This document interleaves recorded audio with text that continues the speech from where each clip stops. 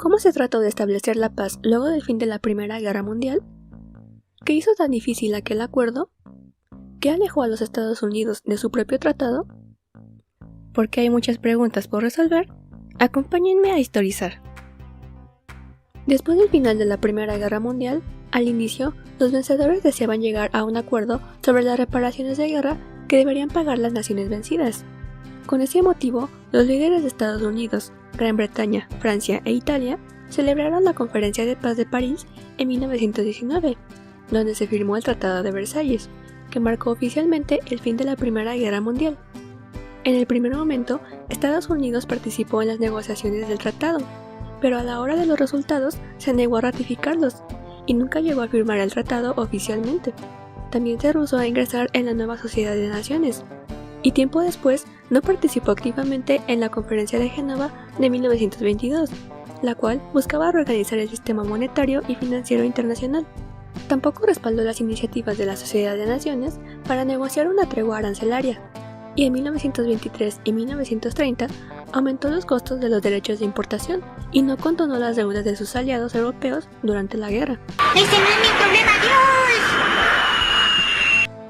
Esa actitud del país americano tuvo parte de su origen en una corriente de larga antigüedad en el pensamiento político estadounidense. Se remontaba al influyente folleto de Thomas Paine, Sentido Común, publicado en 1776, en el que se presentaban argumentos en contra de alianzas internacionales que pudieran llevar a conflictos mayores. Por eso, las ideas aislacionistas llegaron a formar parte de la identidad política estadounidense. Para cuando comenzó la Gran Guerra, los más de 3.200 kilómetros de océano que separan a Estados Unidos de Europa hicieron creer a los líderes americanos que era posible no enredarse en los asuntos de aquel continente. En ese momento, Estados Unidos pretendía mantener una postura neutral ante aquel conflicto. El país americano ingresó a la Primera Guerra Mundial solo después de que los ataques de los submarinos alemanes contra embarcaciones estadounidenses hicieron insostenible la postura de neutralidad. Fue la entrada de los Estados Unidos en la guerra lo que hizo técnicamente posible la victoria total de sus aliados, pero dicha entrada tenía unos objetivos que tenían muy poco que ver con el restablecimiento del viejo orden mundial que los países de Europa habían conocido durante los últimos siglos, y por el cual habían ido a la guerra. A diferencia de Europa, los Estados Unidos rechazaron el concepto de equilibrio del poder. Para el presidente estadounidense Woodrow Wilson, las normas adecuadas para el orden mundial eran la democracia, la seguridad colectiva y la autodeterminación de las naciones, ninguna de las cuales se había encontrado en los acuerdos europeos anteriores, porque todos ellos aseguraban que las fronteras podían ajustarse para promover el equilibrio del poder y con ello mantener la paz. Perfectamente equilibrado, como todo debe estar. Pero el presidente Wilson decía que era necesaria una institución internacional competente, que definió como la Liga de Naciones. Wilson condenó explícitamente el antiguo equilibrio del poder, tildándolo de inestable y basado en conflictos de intereses. El remedio de Wilson para el conflicto se trataba de que todas las naciones se unieran contra la agresión o la injusticia, y el establecimiento de derechos iguales entre todos los países, sin que importara el poder que cada nación tuviera. Cuando comenzó la Conferencia de Paz de París, Wilson fue en un principio un miembro central, planeando llegar a acuerdos concordes con su pensamiento. ¡No seas tan crédulo, McFly! Pero en aquellos días, el viaje a Europa desde América tardaba una semana en barco, y muchos de los asesores de Wilson le habían advertido que un presidente estadounidense no podía darse el lujo de ausentarse de Washington durante un tiempo prolongado, lo que podía suceder si la conferencia se alargaba más de lo planeado. 6:30, cena conmigo, esa no la cancelaré. 7 p.m, luchar con el odio que me tengo. Estoy ocupado. Y de hecho, debido a la ausencia de Wilson, su fuerza en el Congreso de Estados Unidos sí sufrió, lo que empeoró cuando el Tratado de Paz fue presentado para su ratificación, porque significaría aún más retrasos. También se estaba perdiendo muchísimo tiempo en acordar cuestiones territoriales, porque varios territorios empezaban a clamar por su independencia, y se discutía también la situación del viejo imperio austrohúngaro. Por eso, con el paso de los meses, Wilson se vio obligado a negociar por detalles que antes no le habían preocupado, con tal de que se acelerara el proceso, y cuanto más tiempo se quedaba, era más importante la prisa por llevar las cosas a una conclusión que el interés de crear un orden internacional enteramente nuevo.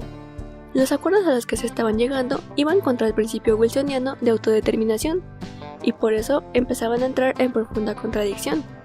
Las ideas de Wilson parecían haber inspirado a muchos en Europa, pero eran demasiado radicales e idealistas para la mayoría de los que estaban en el poder. Ni los aliados en París, ni los opositores en Washington estaban dispuestos a que se amenazara su soberanía nacional a cambio de la formación de una imaginaria comunidad internacional. Olvídalo, payaso. Estados Unidos se oponía al desmembramiento de Alemania, que promovía especialmente Francia para recuperar el territorio renano. La delegación de Estados Unidos pensó que separar la Renania de Alemania y establecer allí tropas aliadas provocaría un permanente resentimiento alemán. Además, Wilson pensaba que el pueblo norteamericano no estaba ni remotamente preparado para un compromiso militar así. Aún así, Francia reanudó su presión y propuso el establecimiento de una independiente república renana como zona desmilitarizada protegida.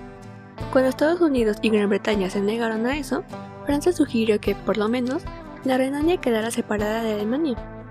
En un esfuerzo por aplacar las peticiones de Francia, Wilson y los gobernantes británicos le ofrecieron un tratado que garantizaría que los Estados Unidos y la Gran Bretaña tendrían que ir juntos a la guerra si Alemania violaba los acuerdos establecidos.